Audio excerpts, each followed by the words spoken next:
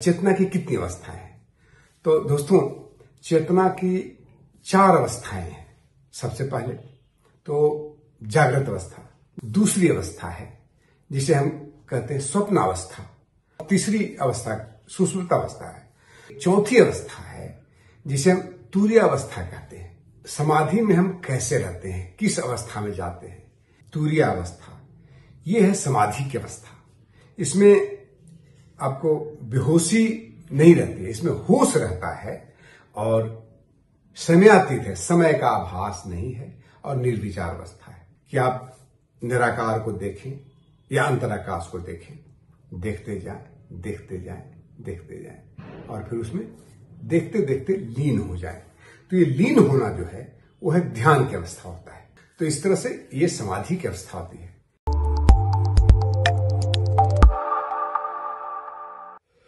नमस्ते दोस्तों, सबसे पहले गुरुदेव के चरणों में प्रणाम करता हूं। गुरु ब्रह्मा गुरु विष्णु गुरुदेव महेश्वर गुरु साक्षात परब्रह्म तस्मै श्री गुरुवे नमः। हम अपने समर्थ गुरु के चरणों में कोटि कोटि नमन। दोस्तों, बहुत सारे दोस्त मित्र हमसे एक प्रश्न बराबर पूछा करते हैं कि कृपया ये बताया जाए कि समाधि में हम कैसे रहते हैं, किस अवस्था में जाते हैं। उनका कहने का अर्थ है ध्यान और समाधि की जो हम बात करते हैं उसमें चेतना की किस अवस्था में हम रहते हैं। पहले हम जानते हैं कि चेतना क्या है। चेतना तो ये है कि हम आपसे बात कर रहे हैं, हमारी चेतना है, हमारे मन है, बुद्धि है, अहंकार है, ये सारी चीजें हैं। उसके बाद हमारी इंद्रियां हैं, तो ये सारी चीज हमारी चेतना से रिलेटेड है, ये सब चेतना से संबंधित है। अब हम पहले ये जानेंगे कि हमारी चेतना की कितनी अवस्थाएं हैं। पहले जान लें, उसके बाद हम जानते हैं कि समाधि में या ध्यान में कौन सी अवस्था में हम रहते हैं। तो सबसे पहले जानते हैं कि हम चेतना की कितनी अवस्थाएं हैं। तो दोस्तों, चेतना की 4 अवस्थाएं हैं। सबसे पहले तो जागृत अवस्था, जैसे आप हमें सुन रहे हैं, हम आपसे बातें कर रहे हैं, आपसे हम या आप हो सकता है हम हमारी बात सुनते सुनते कोई अन्य विचार भी आ रहा है। तो यानी अब क्या है, तो आप हैं होश में हैं, समय आपके पास है, आप जान रहे हैं क्या समय है, आपको होश है, बोध है कि आप जान रहे हैं कि आपका समय क्या है और विचार चल रहे हैं। तो ये चेतना की प्रथम अवस्था हुई जिसमें हम जागृत अवस्था कह सकते हैं या कॉन्शियस स्टेट बोलते हैं। फिर दूसरी अवस्था है जिसे हम कहते हैं स्वप्नावस्था। स्वप्नावस्था में क्या होता है, उसमें जागृत और स्वप्नावस्था में बस एक ही अंतर है। हम जागृत अवस्था में होशपूर्वक रहते हैं, लेकिन स्वप्नावस्था में हम बेहोशी में रहते हैं। लेकिन हमें समय है, हम कितने देर तक देखते हैं, कब हम उठ जाते हैं, कब हम सुषुप्तावस्था में चले जाते हैं।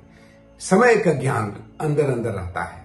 और तीसरा है, आपको विचार चलते रहते हैं, कल्पना करते हैं हम ना। एक्चुअली जो भी चीज अचीव करना चाहता, सच पूछा जाए तो स्वप्न में क्या करते हैं, हम कल्पना करते रहते हैं।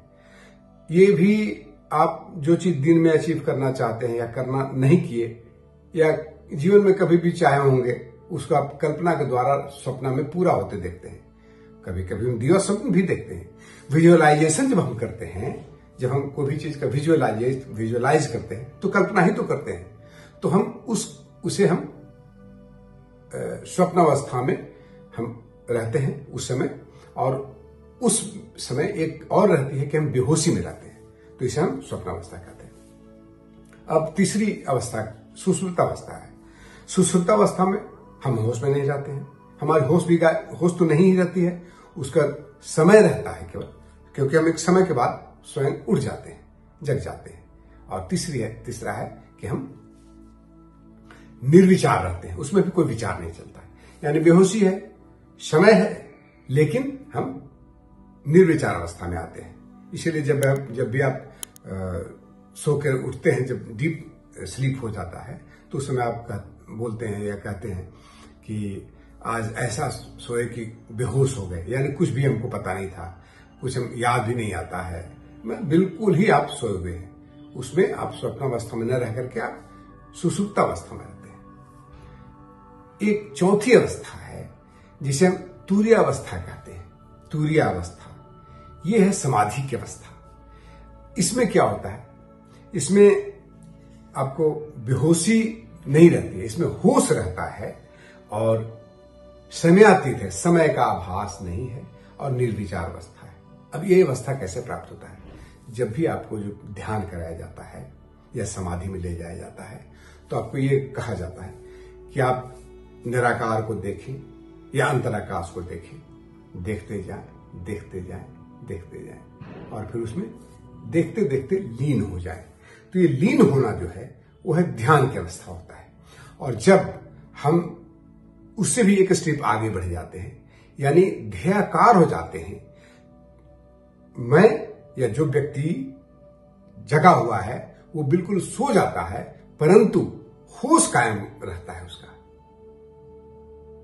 होश कायम रहता है और उस ध्येय में वो चेतना बिल्कुल ध्येय के साथ में चेतना एकाकार हो जाता है, यानी आप मात्र चेतना रह जाता है, केवल आप चैतन्य रह जाते हैं और बाकी बिल्कुल आप स्वयं नहीं रहते हैं, समय नहीं रहता है और कोई विचार नहीं रहते हैं। तो इस तरह से ये समाधि की अवस्था होती है।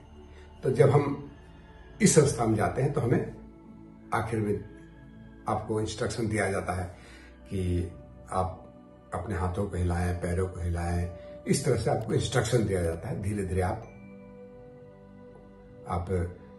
शरीर के अंगों को हिलाते हैं तो समय में आ जाते हैं, विचार में आ जाते हैं और इस तरह से आप ये चेतना की चारों अवस्थाएं हमें उपनिषदों में भी मिलती है।